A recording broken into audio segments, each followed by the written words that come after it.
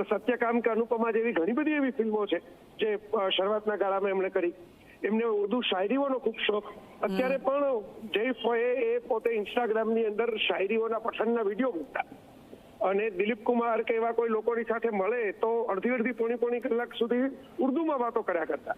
એક પંજાબથી આવેલો કિસાનનો છોકરો અને ઉર્દુની અંદર દિલીપ કુમાર સાથે વાતો કરે એ જે ધગશ કહેવાય, પોતાની જાતને સાબિત કરવાની, નવું જાણવાની, શીખવાની અને આગળ વધવાની, એ બહુ મહત્વની છે. અને બહુ જ સરસ રીતે એમણે જીવન વિતાવ્યું, કામ કર્યું. એટલે બહુ જ એક ખોટ તો કહેવાય, કારણ કે આ પ્રકારના લોકો હવે આપણને મળતા નથી.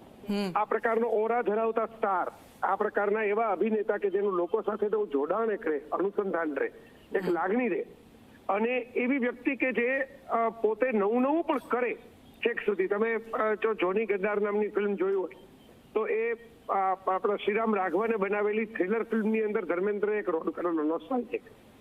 તો એ વખતે મોટી ઉંમરે પણ એ કંઈક નવા પ્રયોગો કરતા રહે, કંઈક અલગ રીતે પોતાની જાતને પ્રસ્તુત કરતા રહે. અને ફાર્મ હાઉસમાં રહેતા એમને એવોર્ડ ઓછો મળતા. એમને લોકો એવું જ માનતા કે ભાઈ કોમર્શિયલ ફિલ્મો કરે છે, પણ લોકોના હૃદય ઉપર જે રાજ કર્યું એ સૌથી મોટો એવોર્ડ કહેવાય એમનો.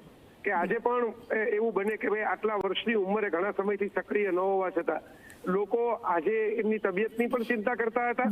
એમ ખુશ પણ થયા કે ભાઈ ચાલો હોસ્પિટલમાંથી પાછા ઘરે ગયા, પણ કદાચ પરિસ્થિતિ એવી હશે કે બહુ લાંબી રિકવરી નહીં થઈ હોય તો આજે આપણે એમને ગુમાવ્યા. પણ એક આખો યુગ જ છે, તો એક એરા, એક જેને ખરા અર્થમાં સ્ટાર એને કહેવાય જે આકાશના તારા હોય, તમને દૂર લાગે, તમે એમ લાગે કે આ વ્યક્તિ તો જુદી છે, આપણાથી ઉપર છે. હવે એવા સ્ટાર નથી રહ્યા. હવે તો ઇન્સ્ટાગ્રામ ઉપર તમે બધા સ્ટારને રોજે રોજ જોઈ શકો છો. પણ આ એ પ્રકારના સ્ટાર હતા બધા, જે એક મેં કહ્યું એમ કે ભાઈ આખી એક જનરેશન, અમિતાભ, ધર્મેન્દ્ર, જીતેન્દ્ર, રાજેશ ખન્ના, કેટલાકને આપણે ગુમાવ્યા, કેટલાક વયોવૃદ્ધ છે. પણ એની સાથે એક ભારતીય સિનેમાનો જ નહીં, ભારતીય સંસ્કૃતિનો, ભારતીય દેશનો, આપણી પ્રજાનો એની સાથે જોડાયેલી વાતો અને એની સાથે જોડાયેલી આકાંક્ષા અને અરમાનોનો પણ એક યુગ પૂરો થયો. બિલકુલ, આપે કહ્યું કે હૃદયમાં સ્થાન ખૂબ ઓછા લોકો પામતા હોય છે, અને હૃદયમાં સ્થાન પામવું પણ એક સિદ્ધિ કહેવાય તમારા માટે. એ દાયકાના લોકો તો એમની સાથે જોડાયેલા જ હતા, પણ એમના જે ગીતો છે, પલ પલ દિલ કે પાસ તુમ રહેતી હો, યાદ કરીને અત્યારના લોકો પણ એમની સાથે એટલા જ જોડાયેલા હતા. બિલકુલ, તેમની ઘણી બધી ફિલ્મોમાં સંગીત સરસ રહેતું.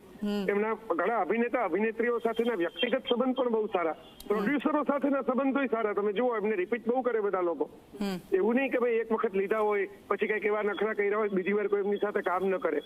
અભિનેતા અભિનેત્રીઓ હોય, જુનિયર લોકો હોય, અથવા તો પ્રોડ્યુસરો હોય, ડિરેક્ટરો હોય, બધામાં ધર્મેન્દ્રના કેસમાં તમે જોશો કે ઘણી બધી વ્યક્તિઓએ રિપીટ એમની સાથે કામ કર્યા જ કર્યું છે. એટલે એ બતાવે છે કે સ્વભાવથી બધા સાથે જોડાયેલા રહેતા હશે. બિલકુલ, આ એક સારું જીવન જીવ્યા એની નિશાની કહી શકાય, કારણ કે કોઈકને કંઈક ને કંઈક બાબતે કોઈકની જોડે કંઈક ખોતું હોય છે, પણ આ લેવલે કામ કરવું, લોકો સાથે જોડાઈ રહેવું બહુ ઓછા લોકો જાણતા હોય છે આવું બધું. જી જી જી જી બિલકુલ બિલકુલ, આપ અમારી સાથે જોડાયા તે બદલ આપનો ખૂબ ખૂબ આભાર. તો जो तमाम सेलिब्रिटियां हैं उनके आने का जो दौर है वो लगातार जारी है. जायद खान कुछ देर पहले पहुंचे थे, आमिर खान जैसा मैंने बताया पहुंच चुके हैं, और धीरे धीरे एक एक कर जो सेलिब्रिटी, देखिए एक और सेलिब्रिटी पहुंच रहे हैं, उनकी गाड़ी दिखाता हूं. एक एक कर तमाम सेलिब्रिटी जिन्हें जानकारियाँ मिल रही हैं, चूँकि जुहू का इलाका है, जुहू पवन हंस, तो आसपास में ही ज़्यादातर बैंड्रा से लेके जुहू और अंधेरी के इलाके में. देखिए संजय दत्त की गाड़ी है ये, और संजय दत्त जो है इस गाड़ी में मौजूद हैं. संजय दत्त जो है वो अंदर की तरफ जा रहे हैं. संजय दत्त इस वक्त अंदर गए. संजय दत्त जो है अमिताभ धर्मेंद्र के बहुत करीबियों में से एक रहे हैं. आपको बता दें कि जिस तरह से सलमान खान, उसी तरह से संजय दत्त की भी बहुत ज़्यादा करीबी धर्मेंद्र के साथ रही है. और एक बॉन्डिंग अगर हम कहें तो तमाम ऐसे जो धर्मेंद्र के बाद के कलाकार जो आए उनके साथ एक उनकी अच्छी बॉन्डिंग रही. सलमान खान के साथ लाड प्यार करने की कई बार तस्वीरें भी सामने आई.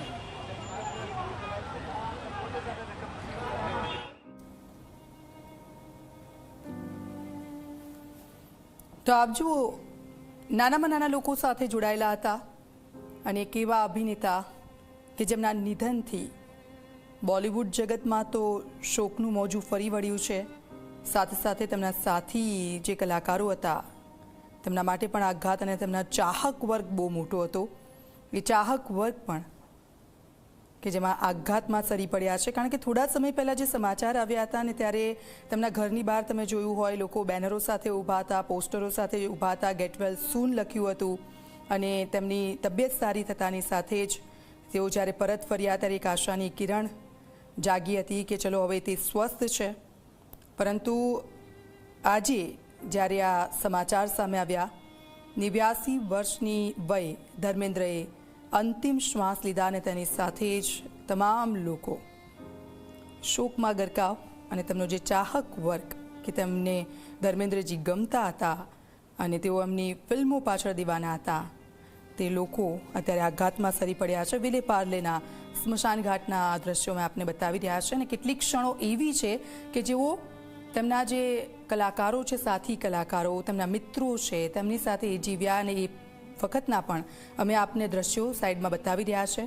3 દ્રશ્યો અલગ અલગ આપ જુઓ. એમ્બ્યુલન્સમાં જ્યારે એમને ઘરેથી લઈ જવામાં આવ્યા ત્યારે સીધા તેઓ સ્મશાન ઘાટ ખાતે તેમના પરિવારજનો તેમને લઈ ગયા, અને ત્યાર પછી એક બોલિવૂડ અભિનેતા કે જ્યાં પહોંચી રહ્યા છે તેઓ ત્યાં, અને તેમને શ્રદ્ધાંજલિ આપી. એક્સ પર કરણ જોહરે લખ્યું, અને એ સમયની તેમની જે યાદો હતી તેમની સાથેની તે પણ તેમણે વાગોળી. આપ જુઓ, 300થી વધારે તેમણે ફિલ્મો કરી છે. આપણે તેમને હીમેન તરીકે યાદ રાખીએ છીએ, પરંતુ એ સિવાય તેમણે કેટલીક રોમેન્ટિક ફિલ્મો વધારે કરી. સાથે સાથે કોમેડી ફિલ્મોમાં પણ તેઓ એટલી જ સારી ભૂમિકા તેમણે ભજવી, અને અત્યારે તમામ લોકો કે એમના એ સ્મરણો તેમની સામે આવી ગયા. ઉર્દૂના સારા એવા જાણકાર હતા, અને જ્યારે પણ દિલીપ કુમારને મળતા ત્યારે કલાકો સુધી તેમની સાથે ઉર્દૂમાં વાતચીત કરતા હતા. જમીન સાથે જોડાયેલા હતા, ને એ તો આપણે જાણીએ છીએ, કારણ કે થોડા સમય પહેલાં તેમના ફાર્મ હાઉસના વિડીયો પણ આપણે જોયા છે. ફાર્મ હાઉસમાં તેઓ ખેતી કરતા જોવા મળ્યા હતા. એક અપડેટ પણ રહેતા હતા તેઓ જમાનાની સાથે. લોકોને પોતાની જે ક્રિયાઓ ડેલી હોય એ તેઓ બતાવતા હતા. 89 વર્ષનું જીવન તેમને અદ્ભુત જીવ્યું છે. એટલા માટે કારણ કે આપ જુઓ, અલગ અલગ ફિલ્મો કરી છે તેમણે, સરસ ફિલ્મો આપી છે, અને એમનો ચાહક વર્ગ, એક મોટો ચાહક વર્ગ એમનો હતો, અને એ દરેક સાથે ખૂબ જ નમ્રતાથી લોકોની સાથે મળતા. તેમને નાનામાં નાના લોકો સાથે પણ તેમનો બહુ જ સારો એવો ઘરોબો હતો. कि सेलिब्रिटीज अपने बर्थडे पे किसी मीडिया वालों को या आम लोगों से मिले, लेकिन ये देखिए ये मिस्टर कपूर हैं, ये बहुत फेमस प्रोड्यूसर हैं. आदित्य रॉय कपूर के बड़े भाई हैं, सिद्धार्थ रॉय कपूर इनका नाम है. ये भी यहाँ पर आ रहे हैं. प्रोडक्शन हाउस इनका कई सारी फिल्मों को ये प्रोड्यूस करते हैं. उनका भी आना, जैसा आप कह रहे थे कि बॉलीवुड आएगा, बिल्कुल आएगा. बॉलीवुड में काम करने वाला हर व्यक्ति जो देओल परिवार और धर्मेंद्र का चहेता रहा हो या उनके साथ करीबी बॉन्डिंग शेयर करता रहा हो, और अगर आज वो सिटी में है तो वो यकीनन आएगा, इसमें कोई शंका नहीं हो जाती.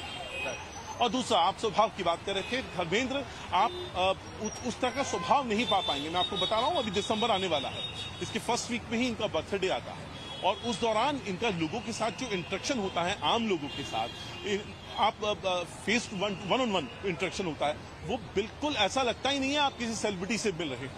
इनफैक्ट उनका लोनावला, मुंबई से सटा हुआ एक थोड़ा दूर जगह है, 2-3 घंटे की जगह पे लोनावला, वहाँ उनका अपना फार्म हाउस है, जहाँ पे वो सब्जियां उगाते हैं, खेती करते हैं, पशुपालन करते हैं, और उससे जुड़े हुए वीडियोस जब वो शेयर करते हैं तो लोग उनको अपना मानकर उस पर रिस्पॉन्ड करते हैं, और वो उनका जवाब देते हैं. अपने जो कामगार होते हैं, जो काम मजदूर होते हैं, उनके बच्चों के साथ वीडियोस शेयर करते हैं. तो ये सब बनावटी नहीं होता है. ये ऐसा नहीं होता आपने 1-2 रील या व्यूज पाने के लिए एक रील बनाई और छोड़ दिया. ये आपके अंदर से होता है, ये आपका स्वभाव होता है. ये धर्मेंद्र का स्वभाव है था, और शायद इसीलिए इतने सारे लोगों का आज यहाँ पर आना इस बात की सबसे बड़ी तस्दीक कर रहा है.